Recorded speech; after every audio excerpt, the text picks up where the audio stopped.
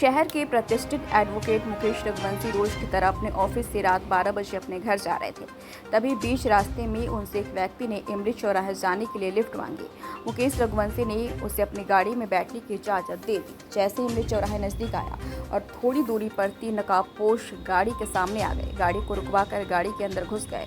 मुकेश रघुवंशी कुछ कहते समझ पाते हैं जब तक एडवोकेट मुकेश रघुवंशी के हाथ पैर और उनकी आंखों में पट्टी बांध दी और भोपाल के रास्ते उन्हें ले गए। उनके साथ मारपीट भी की गई। वहीं उनके एटीएम पासवर्ड, फ़ोन पे का पासवर्ड भी आरोपियों ने ले लिया। वहीं आरोपियों ने उनसे 30 लाख रुपए की मांग भी की।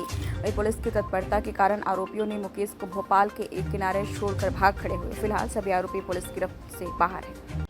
मुझे एक बंदा कुछ दिन से मेरे पास केस की एडवाइस के लिए आ रहा था, लड़का प्रयागपंथी करके। उसके परिवार वालों को भी मैं जानता था उनके बारे में। तो उसने मुझसे परसों रात में लिफ्ट ली और वो मेरे साथ तक आया कि मुझे इमली चौराहे के यहाँ छोड़ देना। फिर रास्ते में बोला कि खिन्नी के पेड़ के पास मेरा भाई खड़ा है, वहाँ उतार देना। तो मैंने उसको यहाँ खिन्नी के पेड़ के पास आकर जैसे ही गाड़ी रोकी तो जैसे ही वो उतरा और पीछे से 3 लोगों ने मुझ पर अटैक किया और मुझे गाड़ी में पीछे पटक लिया।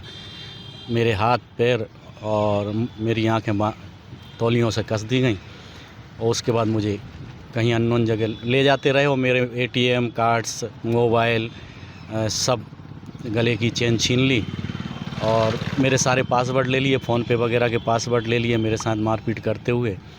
और फिर मेरे को रात में चलाते रहे, जहाँ भी जाते रहे। मुझे कोई जानकारी नहीं है, बस एक जगह कहीं ये सुनने में आया कि टोल प्लाजा आ गया, पैसे देना है, जल्दी आराम से दे के निकलना है। तो जैसे ही उन्होंने गाड़ी रोकी और मैंने ज़ोर ज़ोर से चिल्लाना शुरू किया, बचाओ बचाओ बचाओ। तो उसके बाद उन्होंने एकदम स्पीड से गाड़ी भगाई और मुझे मारना, पिस्टल की बट से और चाकू से मारना शुरू कर दिया।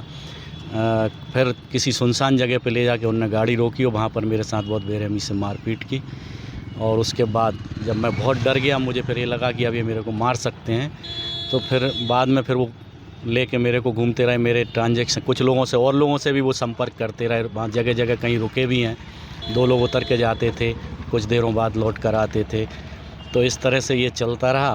फिर जब मेरा फ़ोन निरंतर वो अपने पास चालू रखे थे, जब उन्होंने मेरे घर में बात कराई तो घर से ये बोला गया कि कहाँ हो तुम, सब लोग परेशान हैं, घर में पुलिस भी आ गई है। तब थोड़ा सा वो लोग सहमे। तो फिर उन्होंने मेरी एक 2 लोगों से चर्चा कराना शुरू किया। और जब रोहित भावसार जी से चर्चा हुई और उन्होंने कहा कि कहाँ हो भाई साहब, मैंने कहा मैं विदिशा आ गया हूँ, आ रहा हूँ वापस। तो उन्होंने कहा झूठ बोल रहे हो, आपकी लोकेशन मंडीदीप है। आप SP साहब ने, SDOP साहब ने चारों तरफ पुलिस लगा रखी है और आप घिर चुके हो, आप चुपचाप बासुदा आ जाइए वापस।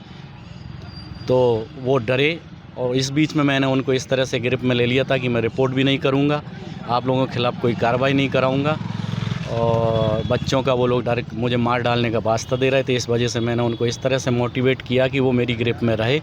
और मैंने रास्ते में भी जैसे ये बात रोहित से हुई तो मैंने कहा कि भाई आप लोग फंस जाओगे यार, एक काम करो, तुम जहाँ भी हो मुझे उतार दो जल्दी से, मैं चला जाऊँगा और तुम्हें कल पैसों की मैं व्यवस्था कर दूँगा। तो बोले कि मैं तुम्हारी गाड़ी है और मोबाइल हम रख रहे हैं, कल तेरे बेटे के मोबाइल पर फ़ोन करेंगे, तू पेमेंट किसको कहाँ देना दे देना और उसके बाद परसों तेरी गाड़ी और मोबाइल हम भेज देंगे। इस तरह से उन्होंने मुझे भोपाल में बागसेवनिया थाने के पास टाटा मोटर्स के पीछे एक सुनसान जगह में उतार दिया। और जब उसके बाद मैंने अपने हाथ और आँखों की पट्टी खोली और रोड तक आया और वहाँ टाटा मोटर्स पर पहुंचकर वहाँ के एक वर्कर से फ़ोन लगवाया, सचान वकील साहब के फ़ोन पर, उनका नंबर याद था। तो फिर उसके बाद सूचना दी। तत्काल बाद फिर बागसेवनिया की पुलिस और कुछ परिचित लोग हम मुझे लेने पहुँच गए थे और थाने ले आए थे। फिर यहाँ से पुलिस भी पहुँच गई थी, वो जो लेके मेरे को बासुदा लेके आई। फिर मेरा मेडिकल और बयान और रिपोर्ट वगैरह। कितने रुपए की? 30 लाख रुपए की ये लोग डिमांड पर अड़े हुए थे। 30 लाख रुपए किसी भी तरीके से करके दे, नहीं तो तुझे भी मार डालेंगे, तेरे घर पे भी एक गाड़ी लगी हुई है, तेरे बच्चों को उठवा लेंगे। 30 लाख रुपए कर, कहीं से भी कर, तेरे दोस्तों से, रिश्तेदारों से फ़ोन पे करवा, बस हमको 30 लाख रुपए से मतलब है। जब पैसे लंबे घटनाक्रम में अपहरणकर्ताओं की क्या कुछ उस समय बात?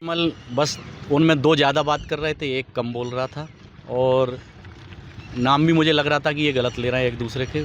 बट सामान्य बातचीत चली है और पैसे के संबंध में वो आपस में जो थोड़ी बहुत बात करते थे तो वो एक दूसरे के कान में करते थे, तो जो मुझे सुनाई नहीं देती थी। क्या आपके वापस आने पे यहाँ की जो पुलिस प्रशासन आपके मित्रों की क्या भूमिका रही, क्या मेरे मित्र, मेरे एडवोकेट्स भाई और जो मेरे सब परिचित लोग हैं, घर परिवार रिश्तेदार लोग हैं, जिन लोगों ने सबने पुलिस से मिलकर जो तत्परता दिखाई, वो ख़ास तौर से पुलिस ने जो सक्रियता दिखाई और उन पर जो एकदम दबाव आया कि हम घिर चुके हैं, ये चीज़ जब उनके समझ में आई और तो उन्होंने जब, और मैंने भी उनको मोटिवेट कर लिया कि मैं तुम्हें पैसे दूंगा, रिपोर्ट नहीं करूंगा, उन्हें मुझ पर भी बिलीव हो गया, तब उन्होंने मुझे छोड़ा नहीं। मुझे ये संदेशा था कि अब ऐसा ना हो कि पुलिस के घेरे में आने के चक्कर में मुझे और वो प्लान कर भी रहे थे कि इसको मार के फेंक देते हैं। इनके खिलाफ आप क्या कार्रवाई चाहते हैं साहब? बस ऐसे लोगों को सख्त से सख्त सज़ा मिले और इस तरह की कोई घटना फिर ना घटे किसी के साथ, यही प्रयास रहेगा। और हमारा वकील समुदाय भी, हमारे जो साथी लोग मिलने आए थे, उन्होंने भी ये एकजुटता से कहा कि इस केस में वासुदा न्यायालय से कोई भी वकील पैरवी नहीं करेगा उन लोगों के पक्ष में। आइंदा ऐसी घटना ना हो तो इसके लिए क्या आप सब मेरा तो ये कहना है कि कितना भी परिचित हो, बहुत जल्दी किसी पर विश्वास नहीं करना है और किसी भी कितना ही परिचित हो, रात के समय किसी को लिफ्ट नहीं देना है अपने वाहन में, अपने आप को सेव करके चलना है। मैंने इस सीख अपने आप में ली है और आइंदा से सभी से यही निवेदन रहेगा कि भैया चैन अंगूठी वगैरह ले गए, लगभग ये कितने की रकम? मेरी चैन अकेली उन्होंने छीन ली थी, अंगूठी चूंकि वो नज़र उनकी नहीं पड़ी, मेरे हाथ उन्होंने पीछे बांध रखे थे तो अंगूठी पर नज़र उनकी नहीं पड़ पाई।